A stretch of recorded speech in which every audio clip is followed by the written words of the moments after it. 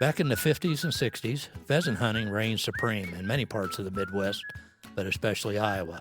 Opening day had a special status as several generations would gather at the family farm or other coveted properties to match wits with the king of the upland birds. These experiences remain with us for a lifetime and become memories from the field.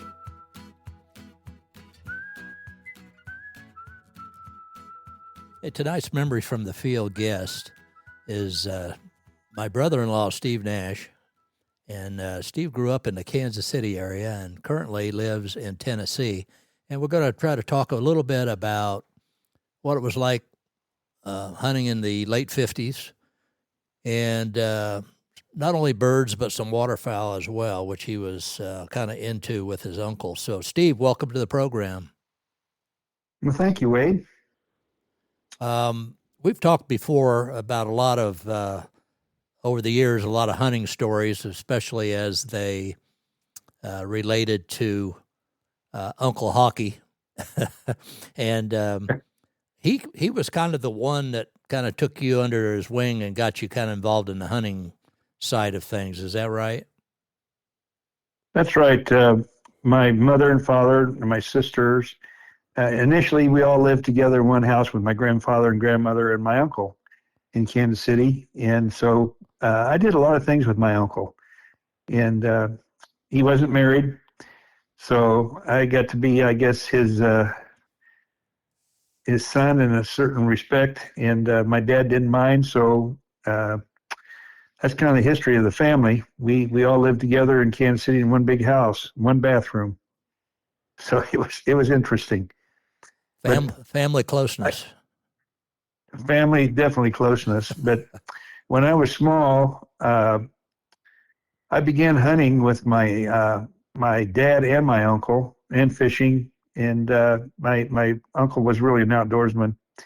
And I started off by hunting rabbits. And I just started off, I was the bird dog. I'd go hunting with them for rabbits, and they would shoot the rabbits, and I'd go pull them out of the brush piles or whatever, and then I'd carry them. And after a while, years passed, this would have been mid-50s, late 50s, probably about 54, 55. And then when I was about 7 or 8 years old, I got to carry a gun. It was my dad's single shot XL 410, had a hammer on it, and it was kind of a dangerous gun, but they wouldn't let me cock it until a rabbit actually jumped, so you had to be pretty quick on the draw to get it up to your shoulder and cock it and shoot the rabbit. So I don't know how successful it was, but I had fun doing it anyway.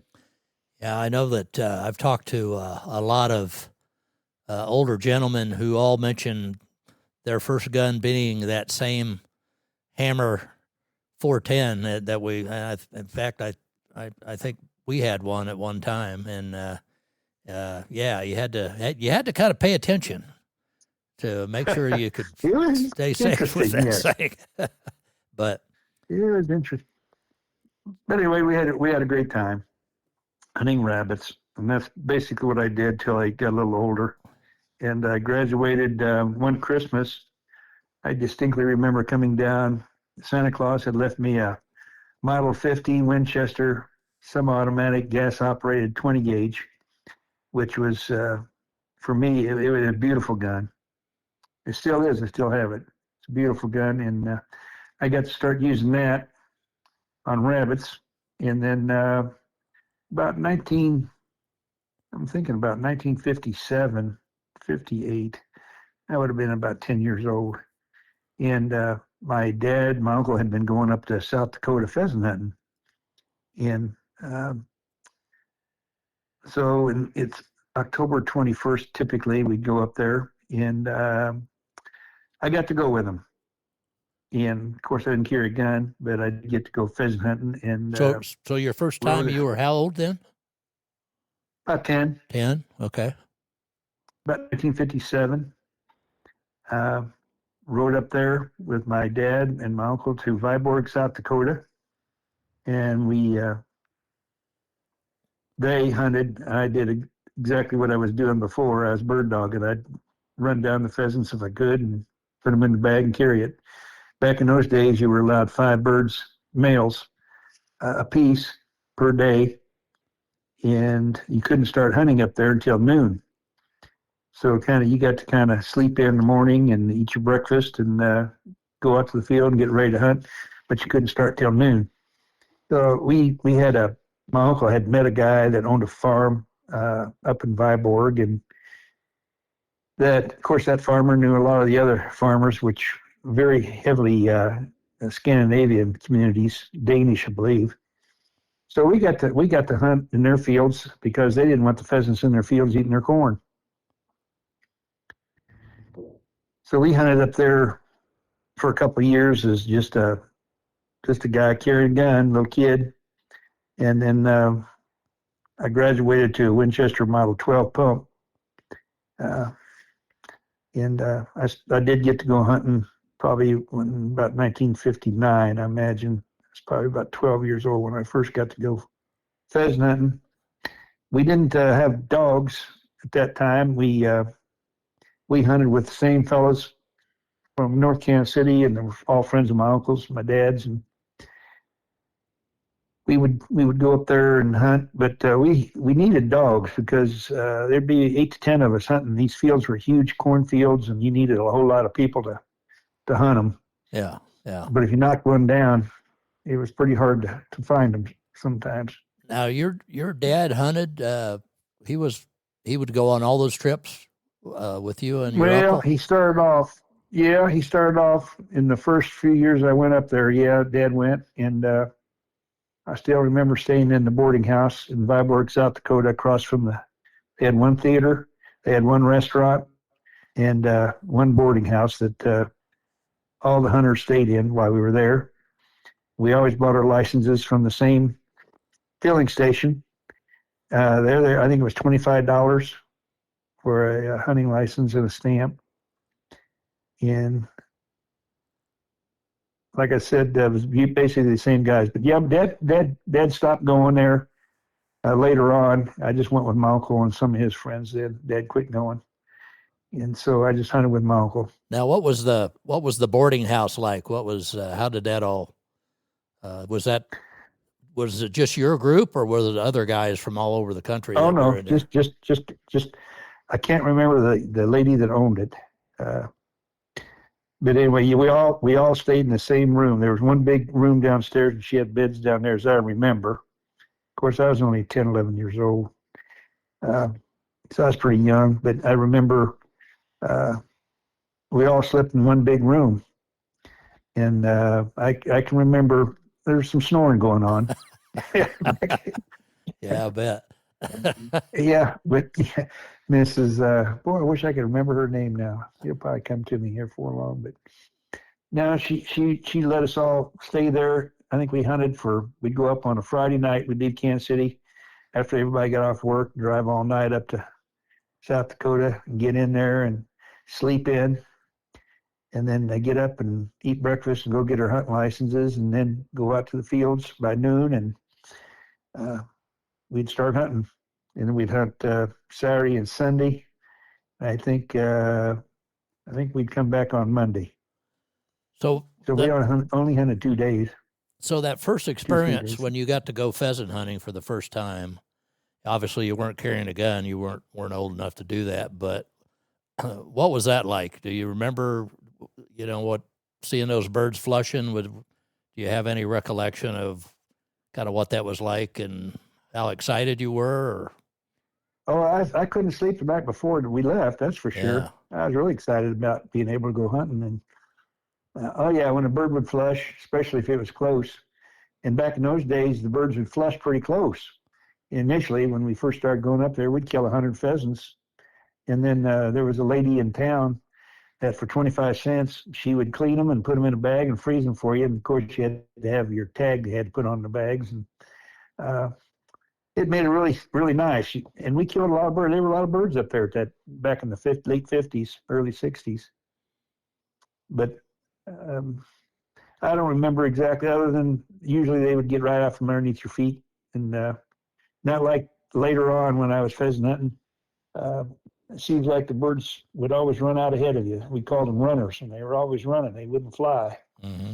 They got smart. I guess that kind of got bred into them. I don't know, but we did try bird dogs one year. Some guys brought some bird dogs up there, but the kookaburras were so bad. They had booties that they put on them, but the dogs couldn't stand the booties being on them, and they'd come off, and it was a mess. Yeah. Because them sandburrs, Oh you yeah. probably hunted with dogs with sandburrs. Oh yeah. It gets Yeah. pretty bad, and it wasn't a pleasant thing for the dogs. Now, what But about I only hunted up there with bird dogs one time. at some point? You got to carry your shotgun up there. I presume that 20 gauge that you mentioned. And Yeah, we always took two guns with us in case one broke down. We were a long way from home. We always had two guns, and sometimes I'd carry the 20, and sometimes I'd carry the 12. do you remember getting that first rooster at some point? Uh, no, I Okay. don't. Okay. I don't. I don't. I remember that we hunted one year, and my uncle decided that he and I were going to have a pheasant mounted that we had killed up there. So he had two birds mounted. Mine was standing, and his was flying. Right. And I had that bird till probably about 10 years ago.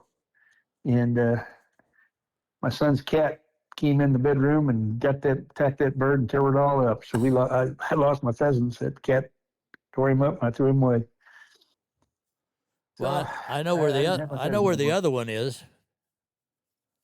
Is it out your boy's place? Yeah, it's actually on the wall in the dog kennel house. I Yep, always thought that was a good place for it. I remember. It's funny what you remember. I remember killing those birds, and he set them aside. They were two pretty good sized birds, and the tail feathers were really back when I started hunting. The tail feathers were real long because the birds had long spikes on them and long tails, and Mhm. they were big birds.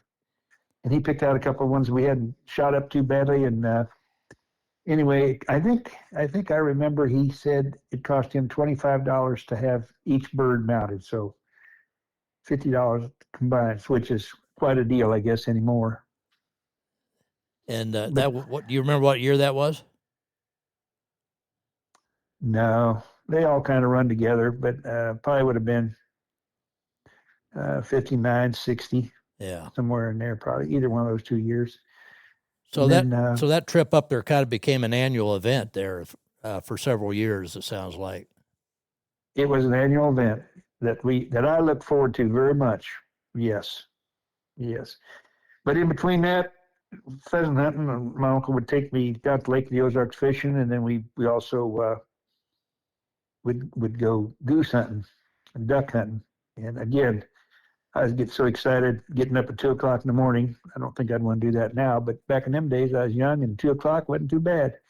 We'd get up at 2 o'clock, and my uncle would make us some bologna sandwiches and get some coffee, and we'd take off for the goose pit or duck blind, and we have a lot of fun. Matter of fact, probably duck hunting's been my most memorable of all the hunts I went on was duck hunting. It was just so pretty, so beautiful. Plus, you didn't have to walk. You could sit in a blind all day. Well, and some of that blind, depending on who was cooking food and stuff, sometimes that would be a pretty good deal, wasn't it? Oh yeah, I tell you, I had a great time goose and duck hunting because you get out there in the morning when the sun's coming up and you hear the ducks and the geese flying around, and goose you hunt in a pit in the ground, and ducks you hit in a blind. You hunt out of a blind, and up at Fountain Grove Wildlife Area in north central Missouri. These were all this was all Missouri Conservation Area, and get your boat and throw a little motor on it and take your decoys out there before dawn. You had a flashlight, and you'd draw for blinds, and you'd motor out there and throw all your decoys out, and then get in the blind and sit there and have a cup of coffee. And it was just wonderful sitting there listening to the birds all around you and seeing the sun come up. Now, did you use A lot of dogs? fun. You use dogs for that, right? To retrieve some of those ducks? Yeah, I was the dog again. Oh, okay. Somehow, me Fido, I guess. I So, always had to go get the so birds. you'd have to have your waders on and go out there and pick them up? Yes, I Oh, did. man. Yeah, yeah. but I didn't mind. I was young and I was having fun, so it was okay. I did it. Now, what I remember a couple stories of about hockey. What was he like in a goose pit? My uncle was a real character. I always had fun with him. He was a very generous man. Uh, he always bought me breakfast and lunch, and if we were out somewhere, he'd buy me dinner. He was a very generous guy. And he bought me my shotguns and my ammunition he'd buy because I didn't have any money back in them days, of course. So he bought everything for me, and uh, we were in the goose pit one time. That how silly things you remember. But we were sitting in the goose pit. We had already been sitting there for a while. And is this the story you want me to tell? Yeah. I've told you this story. Well, it's true, right? It really happened. It's definitely true. It's stranger than fiction. It's true. He looked over at me and he said, "Check your shoes. I think you stepped in some dog poop." And I could smell it. It was pretty strong. So I checked my shoes and my boots, my hunting boots, and I said, "Nope, Hockey, I don't have anything on them." We sat there for a little longer, and he said, "Check your boots again. I think you did step in some dog poop." So I checked my boots again, and I said, "No, there's nothing on my boots. I don't know where that smell's coming from." And my Uncle Hockey, he had a habit of reaching out behind his neck and scratching the back of his head. He always wore a cap, and he started scratching the back of his neck. And he had just got out of the pit just before that, and he had nature called, and he I guess he didn't get his coveralls down quite far enough, and he had all over the collar of his coveralls. He reached up there to scratch the back of his neck, and sure enough, he'd had that accident, and we found out where the poop smell was coming from. His coveralls. Oh gosh, we had a lot of laughs. We always, and the guys we hunted with, that's the hunting was fun, but just the camaraderie with the fellows that you're hunting with, and the varied backgrounds of everybody, and it was just a real pleasant experiences that I would hope that a lot of young boys and girls would have an opportunity to go hunting sometime with friends and experience that excitement of getting up early in the morning and sitting in a goose blind, or going out in the field with dogs and walking and jumping pheasants. And as you know, you're a big hunter, I know. It's just a wonderful experience. Now, typically in those goose pits, there would be obviously guys, not just you and your uncle, but would there be, 5, 6 guys in a pit like that at any given time on a hunt? Well, how many? Yeah, those pits were pretty good sized, but the maximum would be about 4 guys. You wouldn't want to put more than 4 guys in there. So you had to climb down inside of them. So Hockey had some guys that he typically hunted with all the time for the most part? Yeah, they leased 40 acres up at Swan Lake. Oh, okay. And they leased this 40 acres, and he had pits put in. And it butted right up against the Swan Lake wildlife area, where the geese were on the lakes out there, and they'd fly out in the morning.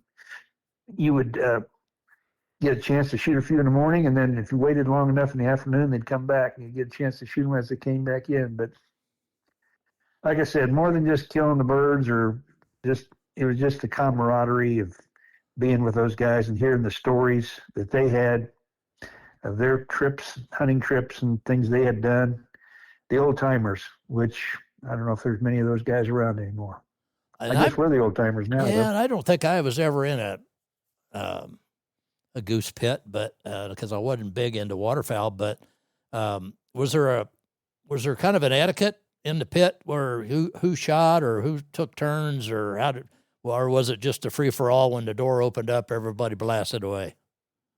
Well, the door was open. Okay. We usually had the door wide open, and it was just etiquette that if the birds came out, if it came on your side, let's say you were on the right side of the pit, and the bird was on the right side of the pit, you would shoot it, not the other guy. Mm-hmm. But if it was on the left side, the guy on the left side would shoot it. But 4 guys in a goose pit, and some birds came out. everybody would shoot at them. So uh, it was fun. It was fun, that the anticipation of a bird trying to get close enough to shoot, but there was guys that would all around you that would shoot at geese that you couldn't take down with an anti-aircraft gun, and they were shooting at them, which is ridiculous. Yeah. May screw up geese that were coming into you, but that's the way it is. That's the way it was. Still is, I'm sure. So once the geese kind of came through and you killed a few of them or whatever, then did you wrap it up for the day? It was just like an early morning kind of event, or would you come back in the evening? It depends. If you killed your goose in the morning, of course, you wouldn't come back. But in the morning was probably your best time, because they would come out to feed in the morning, early in the morning, and they would come out fairly low usually. But they'd fly in groups, so you'd have to pick out. You just couldn't shoot in the air. You had to actually pick a goose out to shoot at, or you probably wouldn't be too successful. But there was a restaurant on the road, just on the where you came into the 40 acres. It was called the Honey House, and they had the best breakfast. Of course, the hunters were all there in the morning, and getting breakfast at 3 or 4 o'clock in the morning there was quite an affair. It was wonderful. Eat them in potatoes and toast and coffee, and then walk across the street, and then walk down to the end of because the pits were clear on the other end of the 40 acres.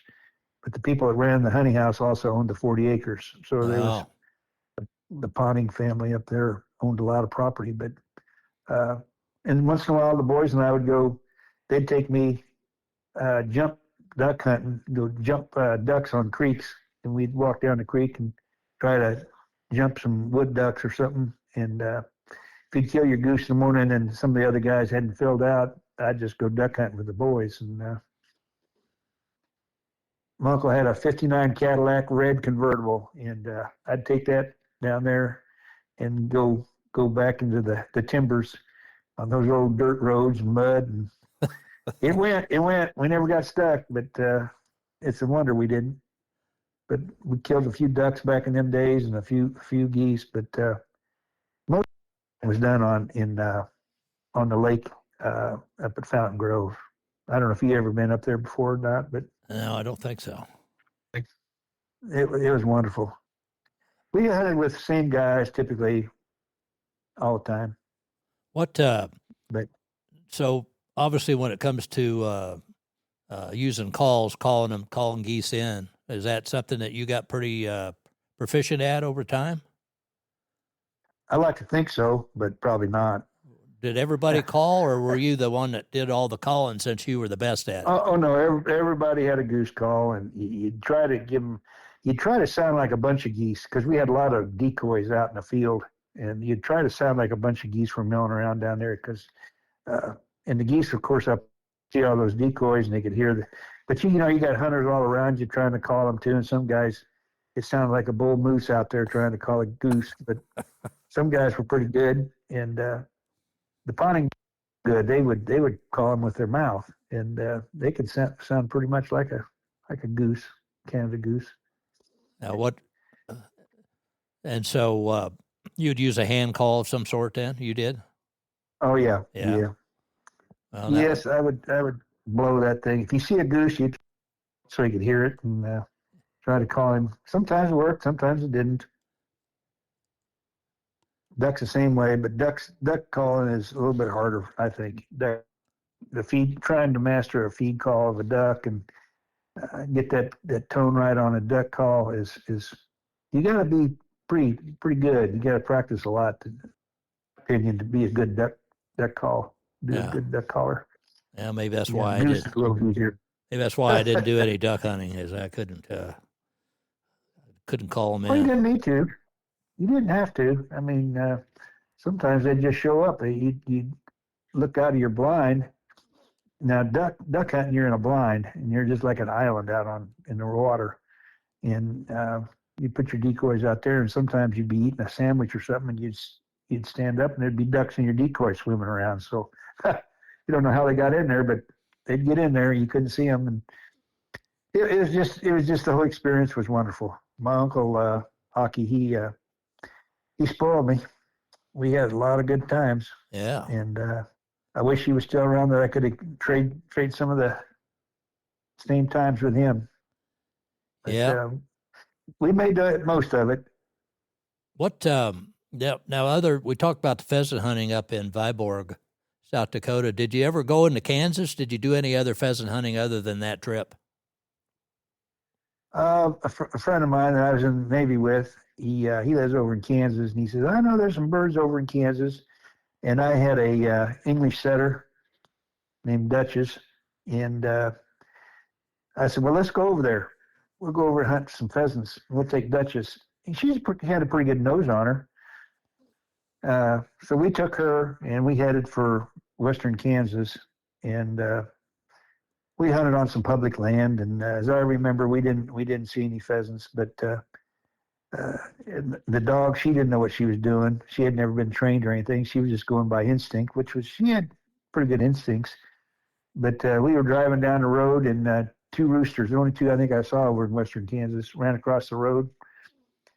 And so I was driving, so my buddy Bill Jacobs to go ahead and jump out and see if he could get them two roosters. So he went over to the side of the road, went down the ditch, and came up the other side, close to the fence, and those two roosters jumped, and he missed both of them. So he came back with his bow and said, "Well, I guess we're not going to have any pheasants." So we didn't any pheasants on that trip, but we had a good time. We slept in the back. We only stayed one night. We slept in the back of the station wagon. I had a big Ocean Bill station wagon, and we stayed in the back of that station wagon, and we had a memorable time, good time. That's the only time I went. I've been to Kansas hunting pheasants. Other than that, another friend of mine had been going up to northwest Kansas hunting pheasants, and he kept asking me to go up there. I think it was around Norton, Kansas. That name sounds familiar. Norton, Kansas, I think. It was way up in the northwest part, almost to Colorado.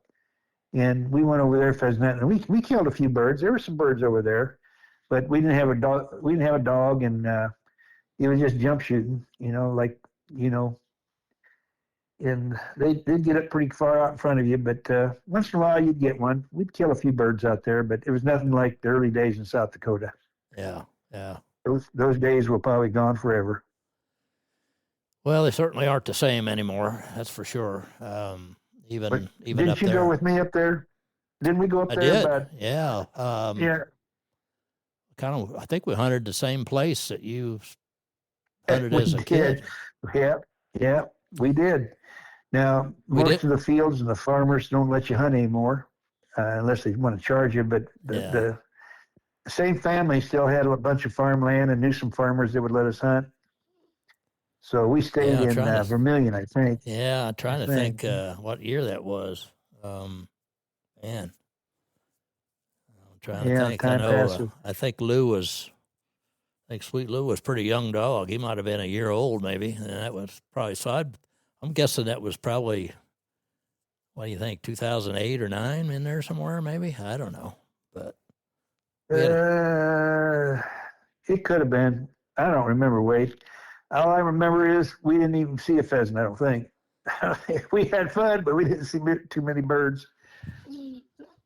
We had quite a convoy up there, but we hunted in pretty good-sized groups, but the birds are just not there anymore. I do remember there were some cocklebirds there, though, however. I do remember that. Oh, yeah. Cocklebirds are still around. I remember we sent a couple senior blockers down to the end of that cornfield to block Yes, I remember that. Yes, I remember that. And the only chance anybody got the chance to kill a bird. Yeah, it didn't quite work out the way it was supposed to, but I think there were birds in there. There were birds in there, but they couldn't hit them with a broadside of a barn. I don't think we got a bird out there. I don't think we killed a bird, did we? No. In fact, when we broke out the other end, my dog looked like he had snowshoes on. I mean, that was horrible. Oh, yeah. A lot of cocklebirds up there. Well, I think didn't we find out that the gentleman that farmed it was like into organic farming or something. Do you remember that? And it's like, I do. yeah, He was Alan Ward. His name's Alan Ward, and Alan took over the farm from his parents, where we used to hunt when I was a little boy.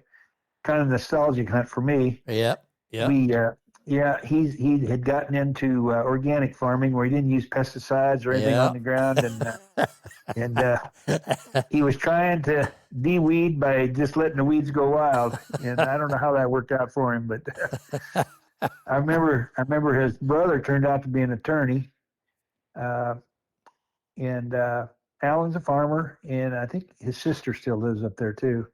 The family was such a wonderful family that it was a very nice experience. But back in the 50s, when you were going up there, I mean, that whole little community was kind of thrived on hunting, right? On the revenues that came in from hunters, the boarding house, Well, and the Dakota restaurant. did, yeah, South Dakota did, but this town was a block long or 2 blocks long. And like I said, they had one restaurant and a theater. And as I remember, there was, well, we went up there. We went through Viborg, and it's about the same it was back in the 50s. It's still a real small town, and there weren't many hunters up and around that area. They all went up to Mitchell, was the big pheasant hunting capital up there in South Dakota. It was Mitchell. Everybody would go up there. But we were in the very south. It was in the very southeast corner of South Dakota, and pretty close to Iowa. Right. Yeah, I think it's. And there wasn't a whole lot of hunters back in them days, Wade. There just wasn't that many hunters in Viborg. Right. You wouldn't see another hunter usually, unless it was a local. Interesting. Yeah. And I know that you did some hunting. I mean, you'd spent some time when you're living in the big city in Chicago and stuff, and I'm sure your hunting got curtailed during that period of time. It did. I did some fishing, but I didn't do any hunting. Yeah. Well, hunting's all about having access and a place to go.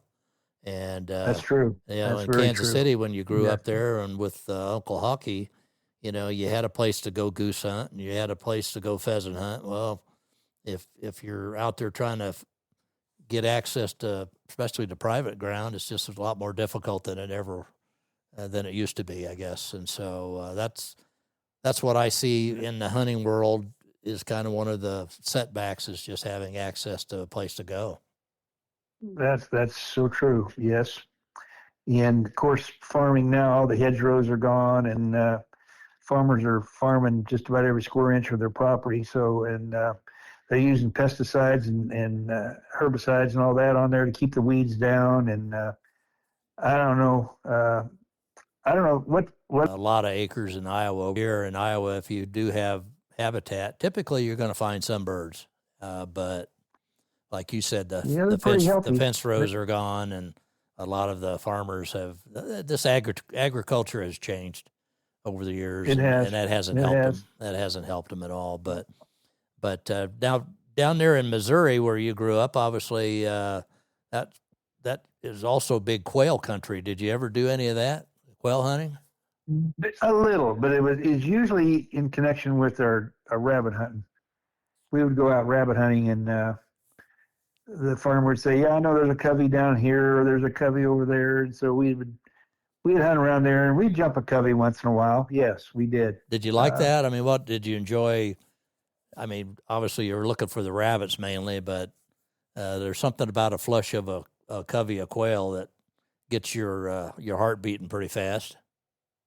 Yeah, that's a fact, especially when they get up right close to you. But if you have a bird dog, that makes all the difference in the world.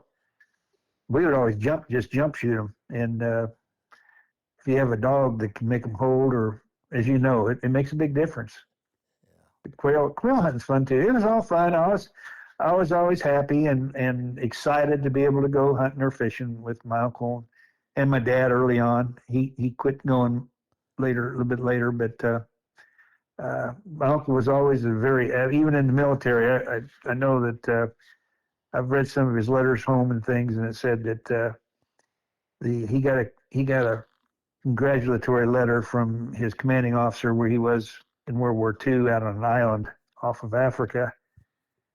because he would take guys out and they'd go out and catch fish and things, and then they'd have fresh fish and things to eat. And he got a letter thanking him to do that. So I didn't have to thank him for it. I know he loved doing that. So yeah, yeah, it wouldn't he work for did that. him. No, it was not work, and it goes all the way back to his dad. His dad hunted a little bit, from what I understand, and we never talked about it much. We just never talked about things like that from my grandparents, what they Yeah. did, and but I do know that he used to hunt with my uncle once in a while because they would go rabbit hunting out by the Blue River, which is not very far outside the city limits of Kansas City today, but this was back in probably 1900s. What? Because he was born in 1885. So rabbit hunting sounds like that was pretty big at that time. Then, It was. I'm guessing because we ate them. I guess those rabbits those rabbits ended up on the table. I'm sure. Oh yeah, my grandma we'd bring them. After we shot the rabbits, I can remember my dad and my uncle. We'd be driving home, and we didn't want to take them home to clean them, so we'd stop if we could find a creek somewhere, and we'd just go down to the creek and clean them and rinse them all out and everything, leave the remains for coyotes or whatever, possums or whatever. And then we'd bring them home, and my grandmother we had a back porch on the old house, and she'd put them in a big tub of water with salt water, and those rabbits all that blood and everything would come out of them, and she'd fry up that rabbit. Every once in a while you'd get a BB, but but we ate rabbit, and we enjoyed rabbit. Did she have a special recipe, or did she just fry them up Oh every gosh, time? I was so young. Wait, I don't know if she did or not. She may have had a recipe, but I think she just basically fried them. Yeah. Salt and pepper, fried them. I don't remember. I was a young guy, and I've eaten rabbit and squirrel since then, and I like squirrel a lot better than I do rabbit. But I guess it all depends on where they come from. Yeah. Yeah. Wow. Well, What they've been eating. I'm sure the ducks and the geese and the rabbits, everything found its way to the table. Wasn't that pretty important? That Oh yeah, yeah. In fact, I think a lot of families back then, relied on it, to kind of feed the family. We did. Of course, like I said, it was my mom, my dad, my sister, your wife, and my uncle. I mean, there were, let's see, 2, 4, 6, there were 7 of us, 6, 7 of us. Patty didn't come along till later, but your wife. But we lived in that house with one little old bathroom and one little bathroom. It had a bathtub and a pedestal sink, and that was it for all of us. one little bathroom, all of us. And I never heard a crossword or anything in that house. Everybody seemed to get along. But those were the old days, and I have some pretty fond memories of those days. Yeah, absolutely. And so I know you have a lot of, or a few of Hockey's guns still. Oh yeah. And I know you carried them in the field. Is there?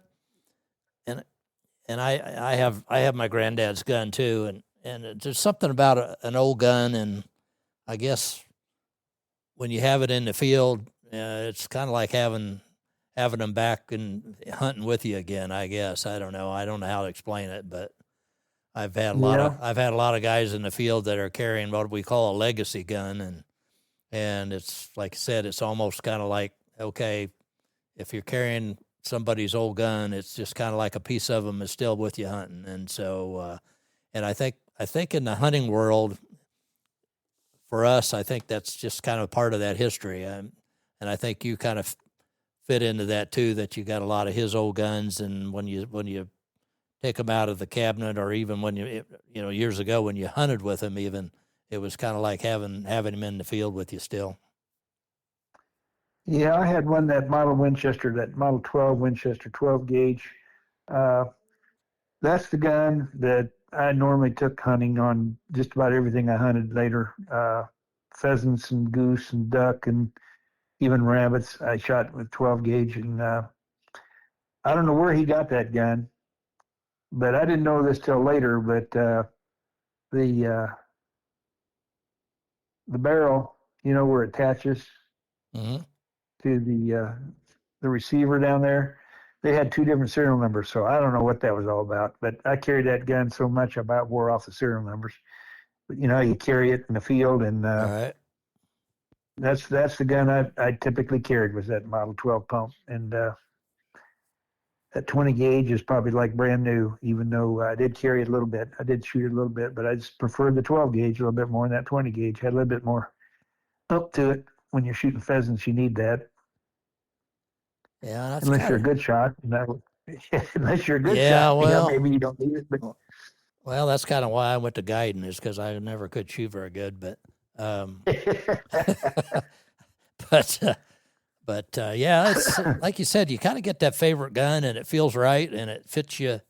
It mounts. yep, It mounts. yep. And some of them fit better than others, and if you find something that's working for you, today I try to go with something light as I can because I just Oh yeah, don't like you to. carry that all day, I'd and like to carry Grandpa's old gun, but that thing weighs a ton. I mean, it's a whew. yes, yes, yes. And about a half a day, I made a mistake, and I thought I was going to South Dakota a few years ago, and I thought, yeah, be kind of nice to take Grandpa's old gun out there and hunt with it. Well, after about 2 hours of hunting with that gun, I decided that I think I'm going to go with that real lightweight Benelli for the rest of the trip. My old forearms were aching from that old cannon carrying that thing around. So yeah, it's a little different world now than it was back then.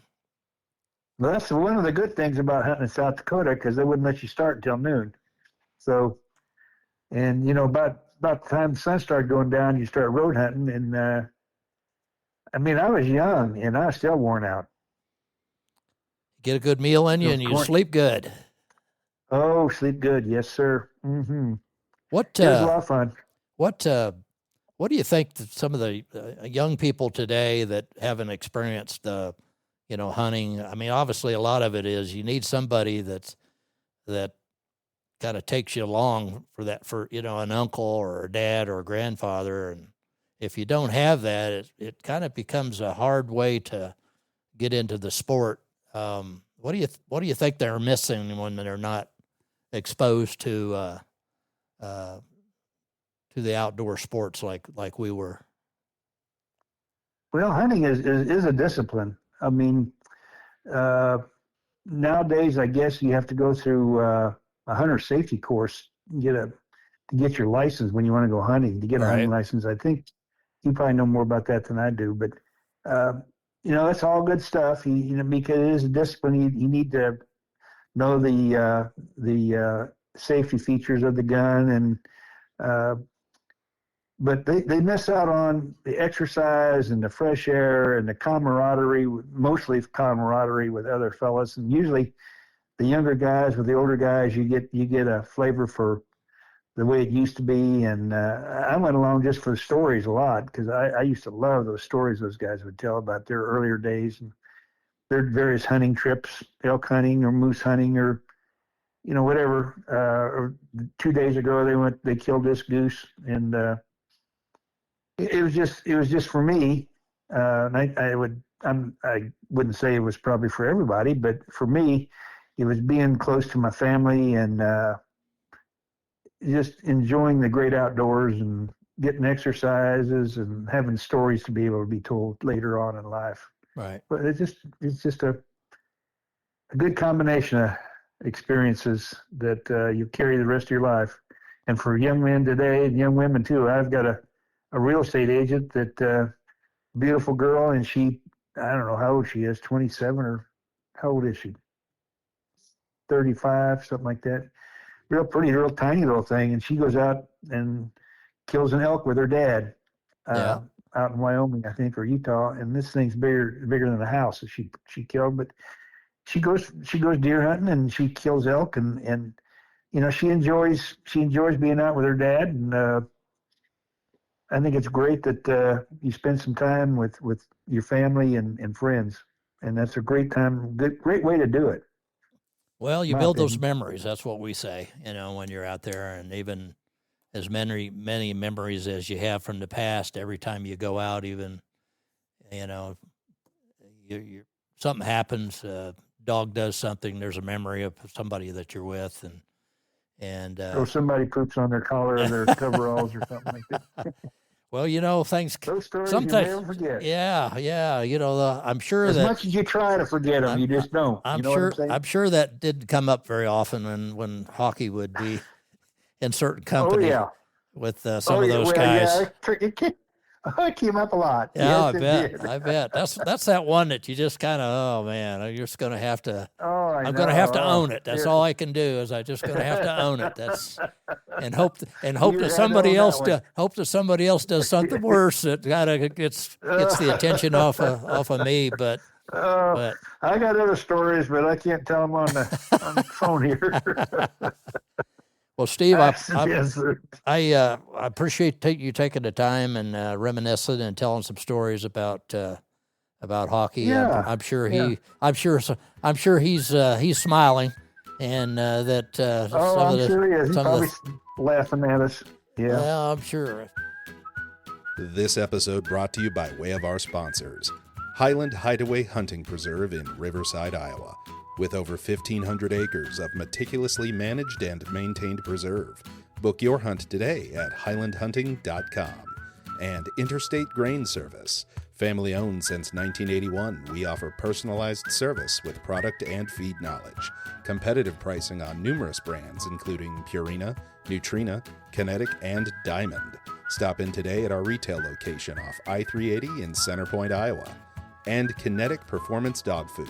Kinetic's line of premium dry food and supplements provides clean, sustainable energy for everyday active, sporting, and working dogs. Visit kineticdogfood.com for details.